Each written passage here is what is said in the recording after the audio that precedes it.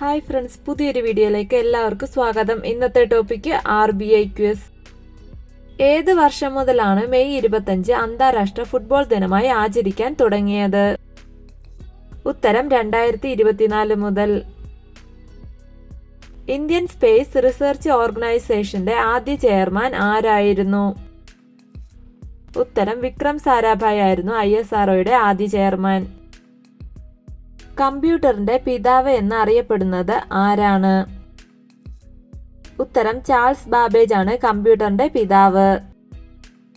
മനുഷ്യനെ ബഹിരാകാശത്ത് എത്തിക്കാനുള്ള ഇന്ത്യൻ ബഹിരാകാശ പദ്ധതിയുടെ പേരെന്താണ്?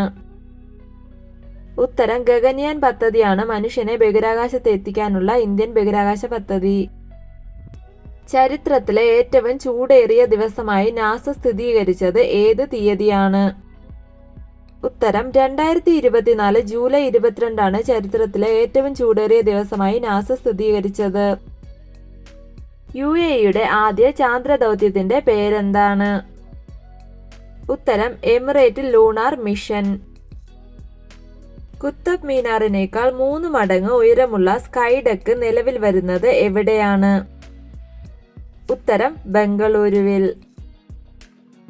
ഭൂകമ്പ തീവ്രത അളക്കാൻ ഉപയോഗിക്കുന്ന ഉപകരണം ഏതാണ്? ഉത്തരം സീസ്മോഗ്രാഫ് ആണ് ഭൂകമ്പ തീവ്രത അളക്കാൻ ഉപയോഗിക്കുന്ന ഉപകരണം. ഇന്ത്യൻ ഹരിത വിപ്ലവത്തിന്റെ പിതാവ് എന്ന് അറിയപ്പെടുന്നത് ആരാണ്? ഉത്തരം ഡോക്ടർ MS സ്വാമിനാഥനാണ് ഇന്ത്യൻ ഹരിത വിപ്ലവത്തിന്റെ പിതാവ്. ഏതൊക്കെ രാജ്യങ്ങൾ തമ്മിലുള്ള സൈനിക അഭ്യാസമായിരുന്നു മിശ്രശക്തി? ഉത്തരം ഇന്ത്യയും ശ്രീലങ്കയും തമ്മിൽ. റിസർവ് ബാങ്ക് ഓഫ് ഇന്ത്യയുടെ ഗവർണറായ ആദ്യ മലയാളി ആരാണ്? ഉത്തരം S വെങ്കിട്ടരാമനാണ് RBIയുടെ ഗവർണറായ ആദ്യ മലയാളി. ഏഷ്യയിലെ ഏറ്റവും സമ്പന്നമായ ഗ്രാമം ഏതാണ്? ഉത്തരം ഗുജറാത്തിലെ മദാപ്പർ ഗ്രാമം. ഇന്ത്യൻ ഗണിതശാസ്ത്രത്തിന്റെ രാജകുമാരൻ എന്നറിയപ്പെടുന്നത് ആരാണ്? ഉത്തരം ശ്രീനിവാസ രാമാനുജൻ. ഇന്ത്യയുടെ പരമോന്നത ശാസ്ത്ര പുരസ്കാരമായ വിജ്ഞാൻ രത്ന പുരസ്കാരം നേടിയ ആദ്യ വ്യക്തി ആരാണ്? ഉത്തരം ഗോവിന്ദരാജൻ പത്മനാഭനാണ് ആദ്യ വിജ്ഞാൻ രത്ന പുരസ്കാര ജേതാവ്.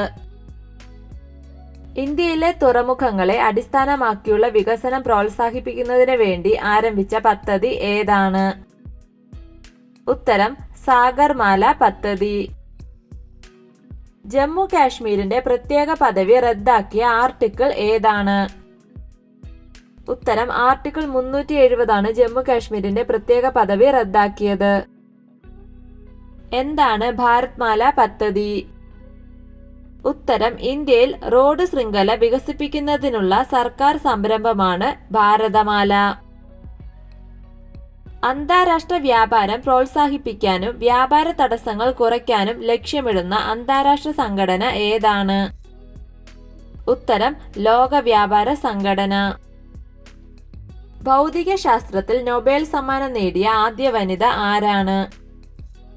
ഉത്തരം മേരി ക്യൂറിയാണ് ഭൗതിക ശാസ്ത്രത്തിൽ നൊബേൽ സമ്മാനം നേടിയ ആദ്യ വനിത.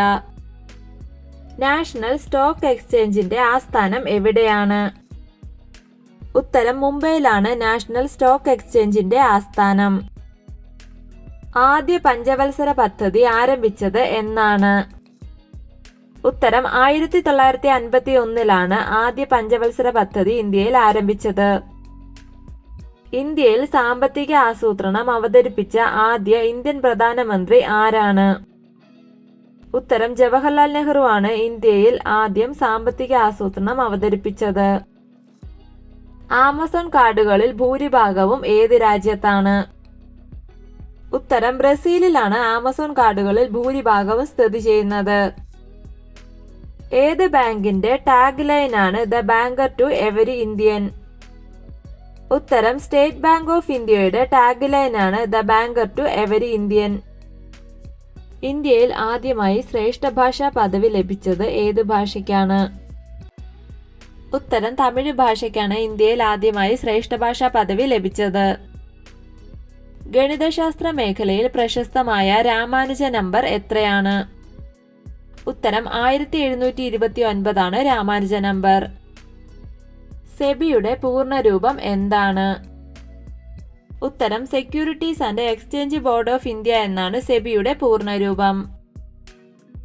ഇന്ത്യൻ ഗവൺമെന്റ് ആരംഭിച്ച തൊഴിലവസരങ്ങൾ സൃഷ്ടിക്കുന്നതിനുള്ള പ്രധാന പരിപാടിയുടെ പേരെന്താണ്? ഉത്തരം മഹാത്മാഗാന്ധി ദേശീയ ഗ്രാമീണ തൊഴിലുറപ്പ് നിയമമാണ് ഇന്ത്യൻ ഗവൺമെന്റ് ആരംഭിച്ച തൊഴിലവസരങ്ങൾ സൃഷ്ടിക്കുന്നതിനുള്ള പ്രധാന പരിപാടിയുടെ പേര്. പറങ്കികൾ എന്നറിയപ്പെടുന്നത് ഏത് വിദേശ ശക്തികളായിരുന്നു? ഉത്തരം പോർച്ചുഗീസുകാരാണ് പറങ്കികൾ എന്ന പേരിൽ അറിയപ്പെട്ടിരുന്നത്. കബഡി ലോകകപ്പിലെ ആദ്യ ജേതാക്കൾ ആരാണ്? ഉത്തരം ഇന്ത്യയാണ് കബഡി ലോകകപ്പിലെ ആദ്യ ജേതാക്കൾ. ഇന്ത്യൻ സമ്പദ് വ്യവസ്ഥയുടെ നട്ടെല്ല് എന്നറിയപ്പെടുന്ന മേഖല ഏതാണ്? ഉത്തരം കൃഷിയാണ് ഇന്ത്യൻ സമ്പദ് വ്യവസ്ഥയുടെ നട്ടെല്ല് എന്നറിയപ്പെടുന്നത്. ഭൗതിക ശാസ്ത്രത്തിൽ നൊബേൽ സമ്മാനം നേടിയ ആദ്യ ഇന്ത്യക്കാരൻ ആരാണ്? ഉത്തരം CV രാമനാണ് ഭൗതിക ശാസ്ത്രത്തിൽ നൊബേൽ സമ്മാനം നേടിയ ആദ്യ ഇന്ത്യക്കാരൻ.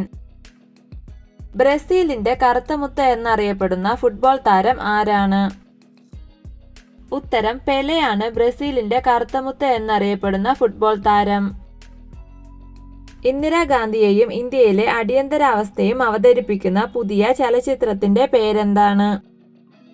ഉത്തരം ഇന്ദിരാഗാന്ധിയെയും ഇന്ത്യയിലെ അടിയന്തരാവസ്ഥയും അവതരിപ്പിക്കുന്ന പുതിയ ചലച്ചിത്രമാണ് എമർജൻസി. ആരുടെ ജന്മദിനമാണ് ഇന്ത്യയിൽ ദേശീയ കായിക ദിനമായി ആചരിക്കുന്നത്? ഉത്തരം ധ്യാൻ ചന്ദിന്റെ ജന്മദിനമാണ് ഇന്ത്യയിൽ ദേശീയ കായിക ദിനമായി ആചരിക്കുന്നത്.